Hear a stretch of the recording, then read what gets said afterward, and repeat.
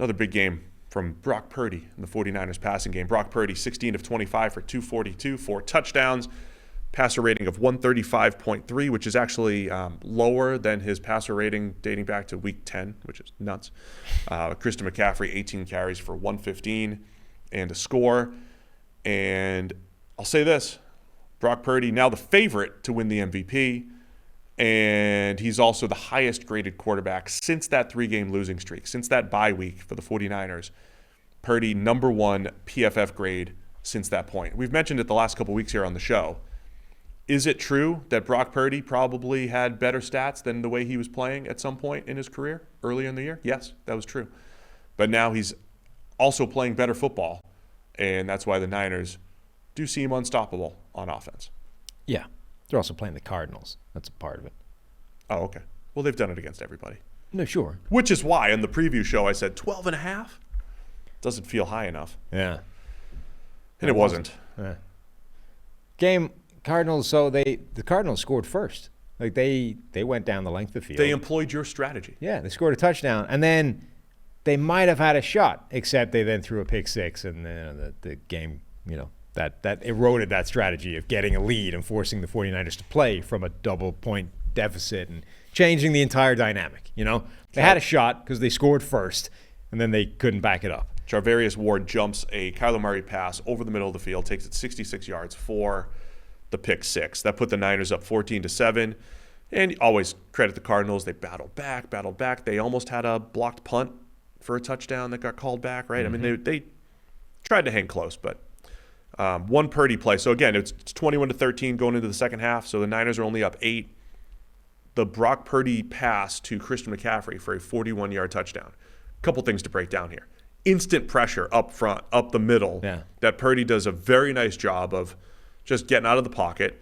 And then absolute coverage bust by Arizona. A nice adjustment by Christian McCaffrey. He was wide open, nobody within 20 yards. But one of those plays that looks easy, looks wide open, which it was, but Purdy has to make that with the instant pressure. And you always compare him to, like, what would Jimmy Garoppolo do? Jimmy Garoppolo may have just, fallen over for a sack.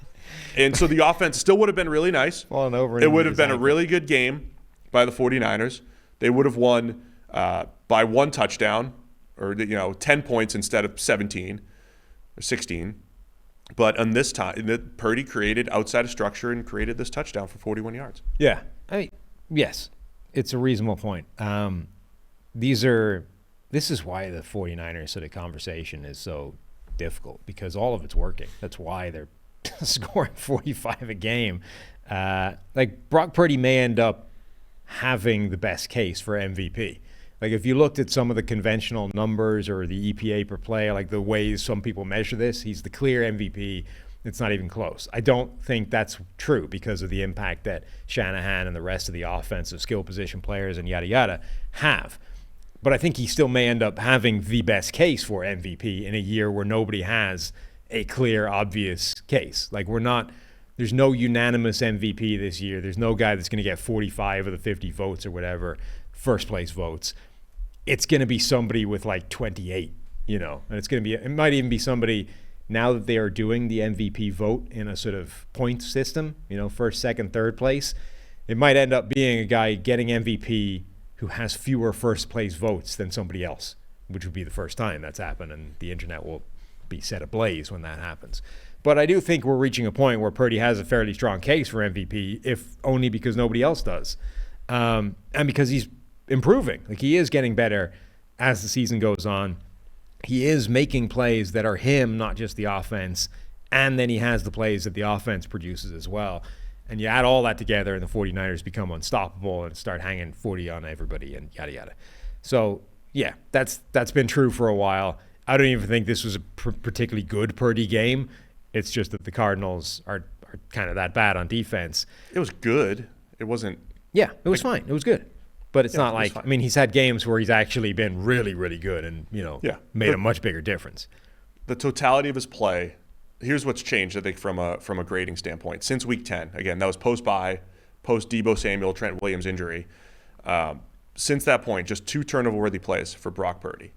I mean, that was if there was a thing that was bringing down his grade, it was that he would have a couple duds, right? He would have a couple bad plays, throw the ball late into coverage or get away with, a pass that should have been picked or whatever it was, or fumble. He had a couple fumbles earlier in the season. He's cut down on just those, and the grading looks much better. Plus, again, he's got far more big-time throws than we've seen in this offense in previous years. Done a really nice job. And then those out-of-structure plays, when you add it all up, is everything working? Yeah, like, if you're a Purdy detractor and you're like, the stats are fake, just watch the first touchdown that he throws to Deebo Samuel, which is just wide open and easy. You could make the case for the McCaffrey touchdown. But, again, he's got to kind of create that out of pressure. His biggest obstacle in terms of argument might be, number one, the fact that there's no clear MVP and no clear candidate.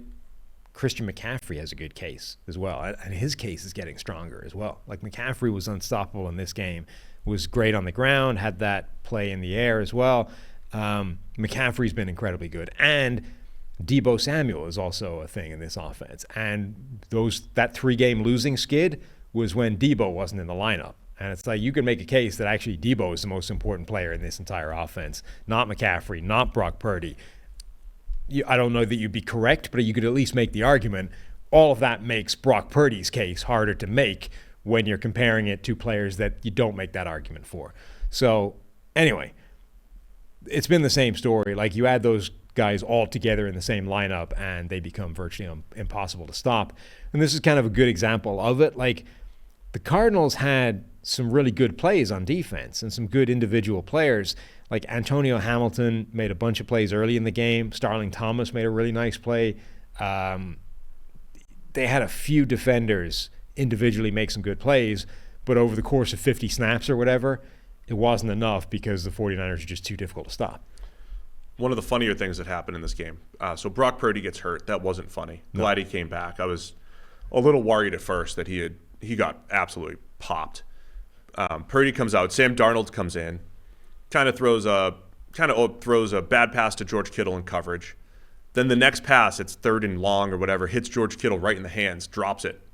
And then a couple plays later, Brock Purdy comes in and George Kittle makes a one-handed catch for Purdy. It was a nice throw by Purdy. It was just funny to me. Right.